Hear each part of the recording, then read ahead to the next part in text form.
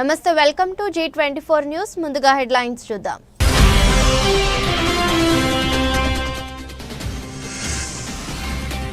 పాక్లోకి తొలిసారి 100 కిలోమీటర్లు చొచ్చుకెళ్లి ఆ దేశాన్ని చావు దెబ్బ కొట్టాం వెల్లడించిన కేంద్ర హోంమంత్రి అమిత్ షా.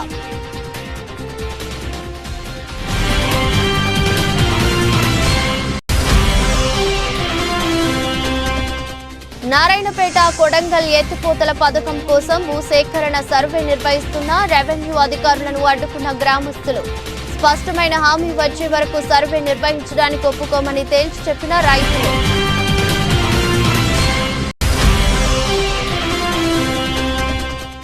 హైదరాబాద్ జూబ్లీహిల్స్ లో 200 కోట్ల విలువైన ఆస్తిని కాపాడినట్లు తెలిపిన హైడ్రా. స్థానికుల ఫిర్యాదుతో రంగంలోకి దిగి ఆక్రమణలను తొలగించామని వివరణ.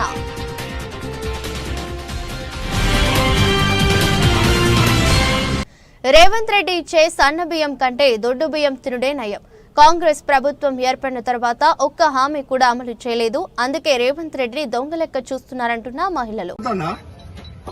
ఇచ్చిని అన్న టైంకి వేస్తలేడు. అత్తంది గవే 2000 ఎక్కువ చేస్తానన్నాడు, ఎక్కువ చేయలేదు. ఇండ్ల పిల్లలకు 18 ఏళ్ల పిల్లలకు 2500 ఇస్తానన్నాడు, ఇయ్యలేదు. బంగారం పెడతా తులం బంగారం పిల్లల పెళ్లి అయితే అంటే అది ఇయ్యలేదు. గాసు కూడా తక్కువ చేస్తా అన్నాడు, చేయలేదు. 500 గాసు లేదు, మన్ను లేదు. ఆ చిన్న బుడ్లు ఇస్తానంటే ఎవడు మెచ్చలే. ఆ చిన్న బుడ్లు నెలకు 2 అవుతాయి. అవి నెలకు 2 అవుతాయి. అవి ఎట్లా అవి ఎందుకని అంటే అవి పాత గాజులే నడుస్తున్నాయి. దానికి ఇంకా 50 రూపాయలు పెంచిండు, 50 పెంచిండు. మళ్ళీ పిరి బస్ అని పెట్టిండు. అందులో కూకుండా నీకు నా సొంటిది అయితే అందులోనే సావాలి. అట్లా పిరి బస్సు పెట్టిండు. మళ్ళీ ఎక్స్ప్రెస్ ఎక్కువ అంటే దానికి పైసలు ఎక్కువ చేసిండు. ఆ పిరి బస్ అనుసరమే లేదు. 10 రూపాయలు తక్కువ చేసుకుంది. ఆయన ముఖం చేస్తాడు,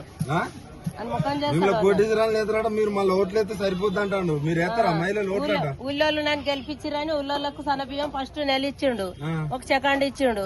సెకండ్ ఇస్తే అది గడక లెక్క పాడైంది. ఆ బియ్యం తింటలేమో ఏం లేదు. ఇంకా దొడ్డు బియ్యం అన్నప్పుడు నయం ఉండే. మళ్ళీ మీరు మహిళలు ఓటైతే గెలుతారట, మీరు వేస్తారా? మేము వేయం, ఆయనకు ఓటే వేయం. ఎందుకట్లా? అప్పుడు కూడా వేయలేదు. అంతేనా? అప్పుడు కూడా వేయలేము మేము. మరి ఆయన ఎక్కడికి పోయినా వేసిన వాళ్ళు ఎత్తేనే గెలిచిండు. అదే కాదు, ఇప్పుడు ఆయన ఏమంటాడంటే నేను ఎక్కడికి పోయినా నన్ను దొంగ లెక్క చూస్తారంటాడు. అంటే మరి అట్లనే చూస్తారు. ఎందుకు? నీళ్లు కూడా కరెంట్ కూడా తీస్తాడు. ఎందుకు చూస్తారు మరి ఆయన నన్ను దొంగ లెక్క? ఆయన మంచిగా చేసినాక ఎందుకన్నాడు? పెయిన్ అయినా ఎందుకు అది తిన్నాడు, చేసిండు. పెయిన్ అని ఎందుకు అది చేస్తున్నావు కేసీఆర్? ఆయన తిన్నాడు, చేసిండు. ఎందుకు అది చేస్తారు చెప్పు లోకం? అంతేనా? ఎట్లున్నది మొత్తానికి రేవంత్ రెడ్డి వచ్చినాక మీ పరిస్థితి? మంచిగా లేదు నాన్న. అంతేనా? మంచిగా లేదు, ఇబ్బంది ఉంది. ఇబ్బంది ఉన్నది. రేవంత్ రెడ్డి దొంగ కాబట్టి అందరూ దొంగ అంటున్నారు. ఫ్రీ బస్సు పెట్టి నిత్యావసరాల సరుకుల ధరలను పెంచిండు. రేవంత్ రెడ్డి ఇంకోసారి మహిళలను ఓట్లు అడిగితే చెప్పులతో కొడతారు అంటున్న మహిళ. ఆడలకు వాళ్ళ విషయం లేదు. బస్ ఎక్కితే కూడా మగవాళ్ళు మేము పైసలు ఇక్కడ తీసుకుంటున్నాం, మీరికేంది అని తోచేస్తున్నారు. ఓ కింద పడిపోతున్నారు బస్సులకి. బస్ ఫ్రీ బస్ ఏది పెట్టాడు, ఫ్రీ బస్ పెట్టాడు.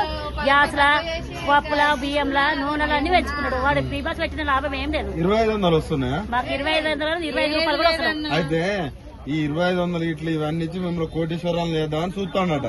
కాకపోతే ఆయన ఎక్కడికైనా పోయి కొంచెం అప్పి రెంటే ఆయన దొంగను చూసినట్టు చూస్తున్నాడు. దొంగ ఎక్కడికైనా చూస్తారు. మా ఉన్న ఆస్తి కూడా పోయేటట్టు చేస్తాడు. మాకు గుండె భూమి కూడా పోయేటట్టు అయిపోయింది మాకు వచ్చేది. ఎందుకు? మాకు అన్ని పిరవైనాక మాకు ఎడకలు తింటాం. ఈ కష్టం చేసుకుని 4 ఉన్నారు అక్కడ బతకాలంటే ఎట్లా బతుకుతాం? ఈ 10 రూపాయలు కూలి చేసుకుని ఎట్లా బతకడానికి వస్తుంది? సరిపోక ఉన్నదే గుంటె భూమి అమ్ముకునేటట్టు అవుతున్నాం. మళ్ళీ మహిళలు ఓట్లు వేస్తారు. వాళ్ళ మహిళలతో మేము గెలుతాం.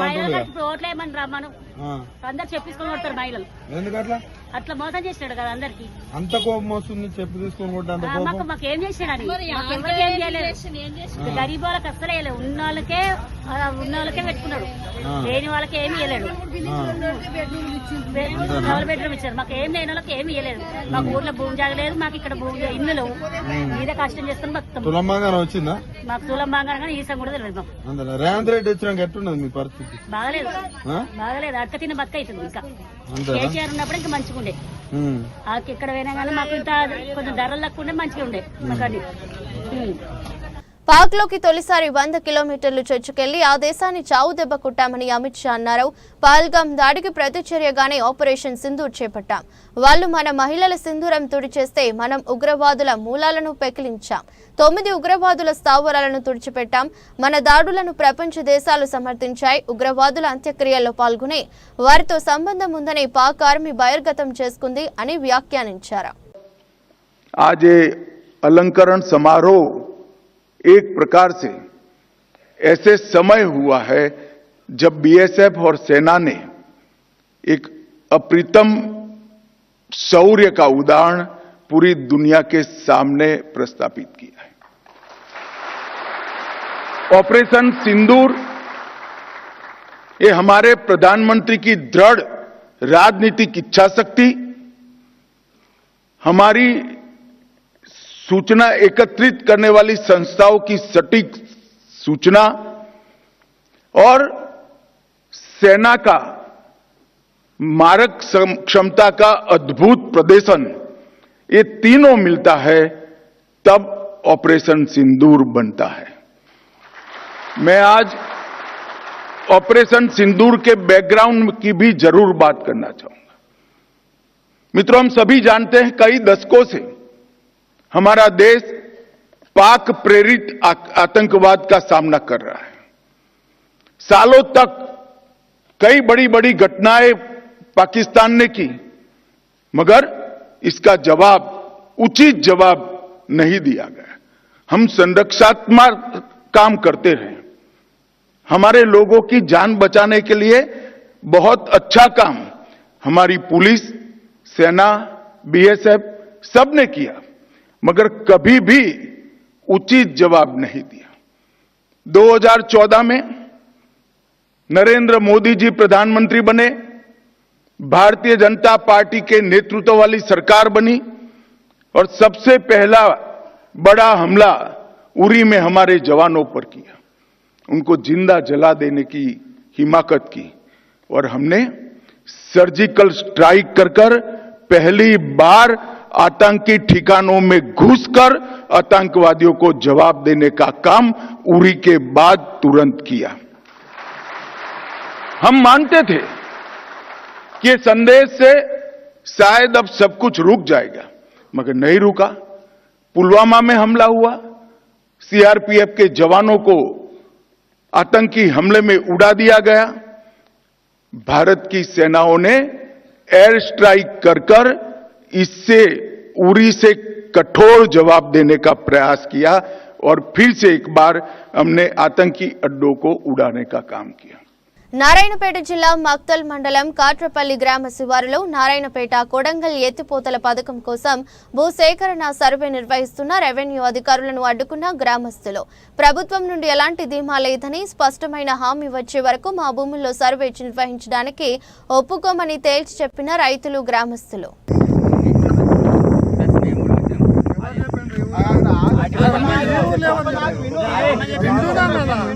ఏమిటో విని సాలైందప్పా, అంతా కూడా అవతల పోయి చేసుకోమను. ఈడ ఎవరు చెప్పిండ్రు మాకు భూమి మిగిలింది ఎంత? ఈ ఊళ్ళో ఎవరు చెప్పిండ్రు మాకు భూమి? ఆదివో ఎవరు అడిగిండ్రు? మా ఊరోళ్ళు. అన్ని ఊర్లో అడిగినాయి, మా ఊరు అడిగలేదు కదా. నేను ఇంటున్నా చెప్పు, మా ఊర్లో ఎవరు మిగిలిన భూమి ఎవరిని కొలవద్దండి. చేయలేదు.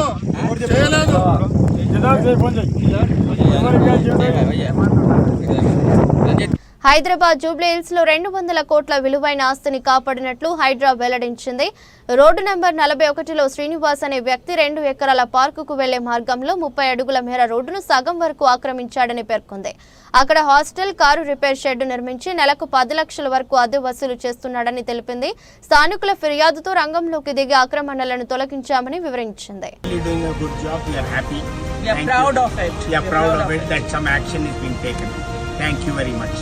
సార్ రంగనాథ్ సార్ కేసుని చూసి డీటెయిల్డ్గా చూసి ప్రొసీజరల్గా హియరింగ్స్ అవి కండక్ట్ చేసి దాని తర్వాత ఫైనల్ కంక్లూజన్కి వచ్చున్నారు. అంటే ఇది ఖచ్చితంగా ఆక్రమణ జరిగింది. పబ్లిక్ పార్క్ కూడా ఎంక్రోచ్మెంట్కి గురైంది కొద్ది శాతం. సో దీన్ని ఈ సబ్జెక్ట్ని తను సీరియస్గా తీసుకుని సార్ మనకి వాళ్ళ టీంని పంపించి సర్వే చేయించడము ఇతర స్టెప్స్ అవన్నీ చేసి ఫైనల్గా మనకి జస్టిస్ చేశారు. రాజకీయ అవకాశవాదులతో జాగ్రత్త. సూర్యుడు ఎక్కడుంటే అక్కడే పొద్దు తిరుగుడు, పువ్వులు అటు తిరుగుతుంటాయి. అధికారం ఎక్కడ ఉంటే అక్కడికి కొంతమంది నాయకులు వాలిపోతుంటారా? మన కోసం అంగీ చించుకున్నోళ్లు కట్టెపట్టుకుని నిలబడిన వాళ్లకు న్యాయం చేద్దామని రాష్ట్ర ఆర్థిక శాఖ మంత్రి పయ్యావుల కేశవ్ పేర్కొన్నారు. పొద్దుతిరుగుడు పూలు తెలుసా? పొద్దుతిరుగుడు పూలు తెలుసా? ఏం స్పెషాలిటీ పొద్దుతిరుగుడు పూలు స్పెషాలిటీ? సూర్యుడు ఎక్కడుంటే అవి అక్కడ తిరుగుతుంటాయి. అధికారంలోకి వచ్చినప్పుడు అధికారం ఎక్కడుంటే అక్కడ తిరిగేటువంటి నాయకులు కొంతమంది వస్తూ ఉంటారు మన దగ్గరికి.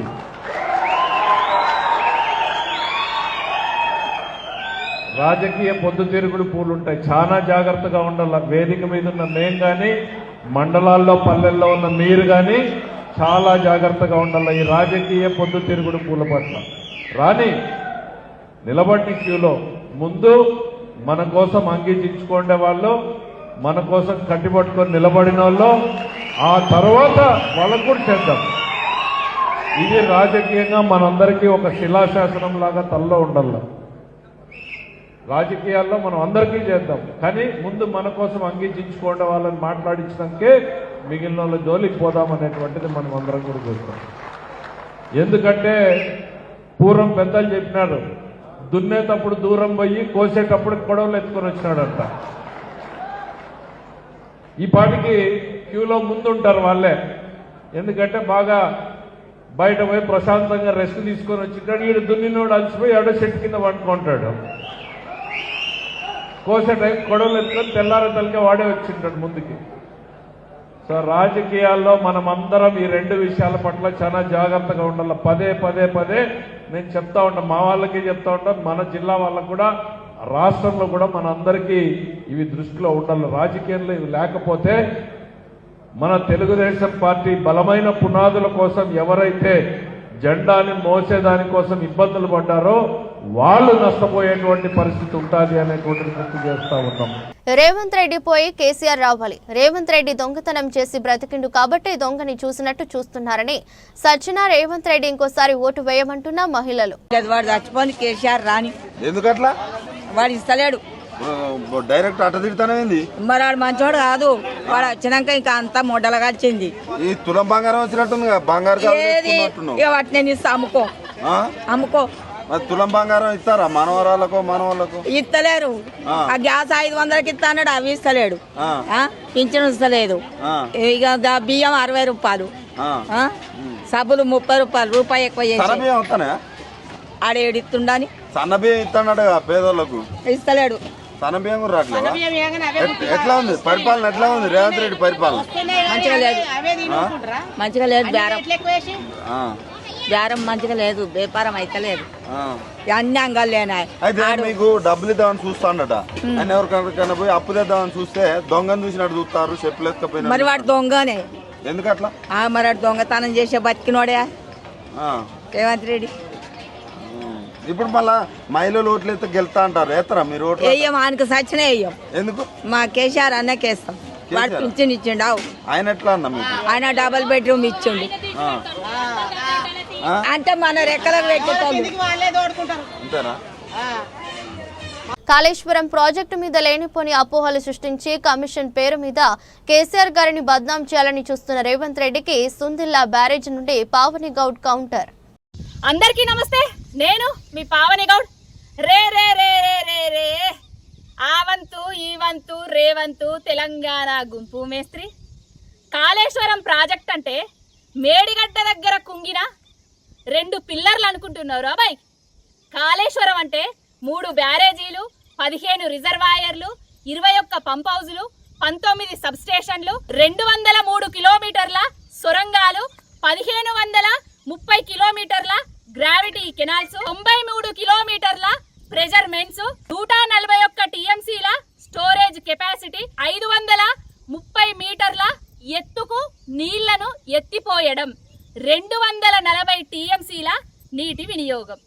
గిరి తెలవక కేసీఆర్ గారి మీద కోపంతో ఆయన మీద గ్రజ్జుతోటి ఆయన మీద నిందలేయడానికి నానా తంటాలు పడతాను.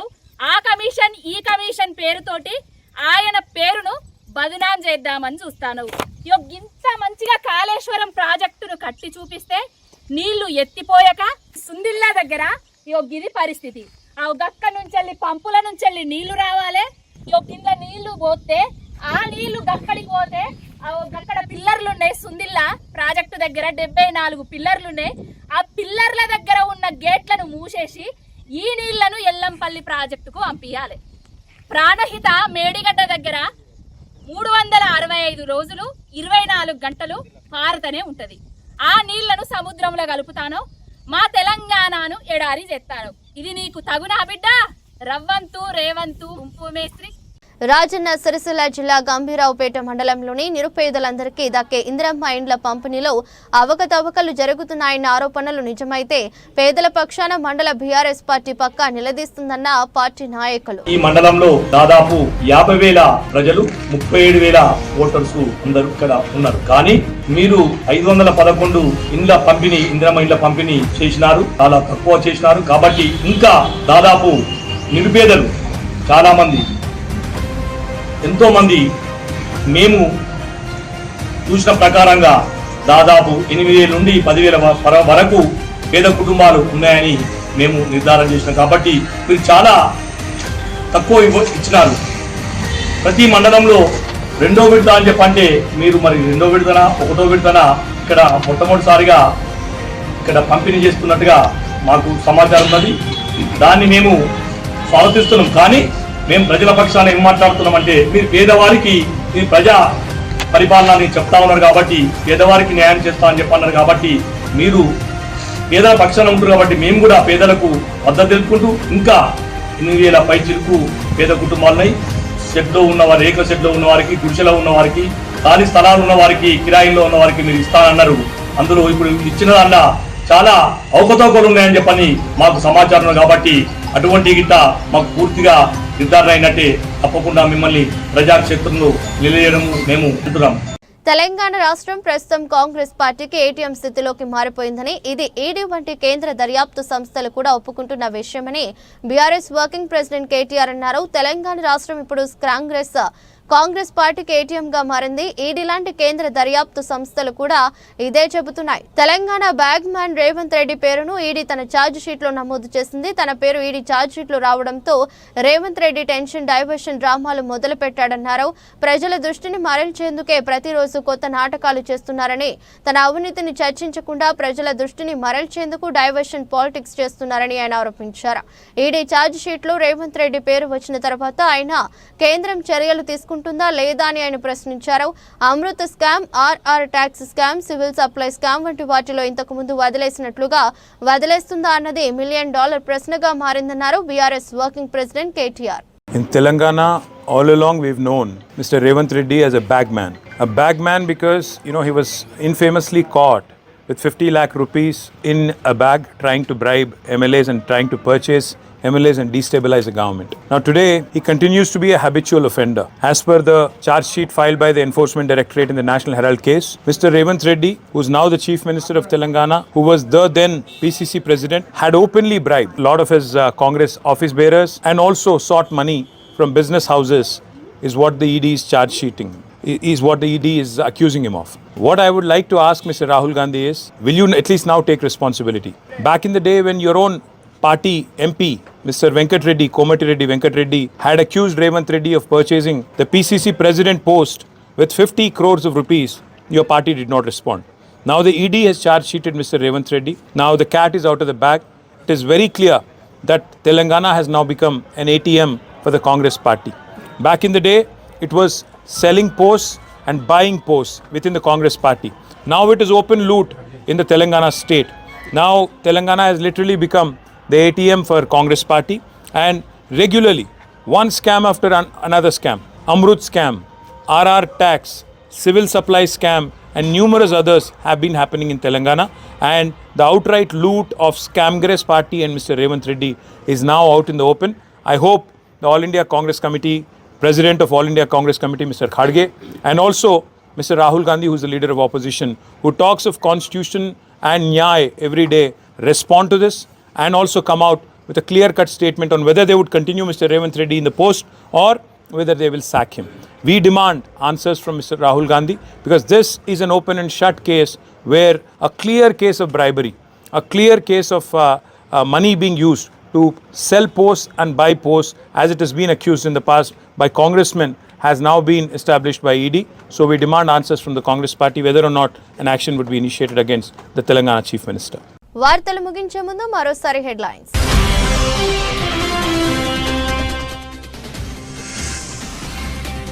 పాక్లోకి తొలిసారి 100 కిలోమీటర్లు చొచ్చుకెళ్లి ఆ దేశాన్ని చావు దెబ్బ కొట్టాం వెల్లడించిన కేంద్ర హోంమంత్రి అమిత్ షా.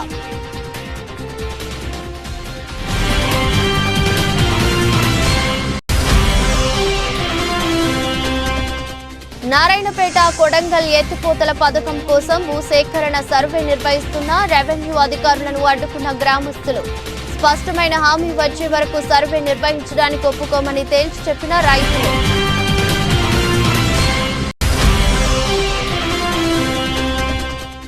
హైదరాబాద్ జూబ్లీహిల్స్ లో 200 కోట్ల విలువైన ఆస్తిని కాపాడినట్లు తెలిపిన హైడ్రా. స్థానికుల ఫిర్యాదుతో రంగంలోకి దిగి ఆక్రమణలను తొలగించామని వివరణ.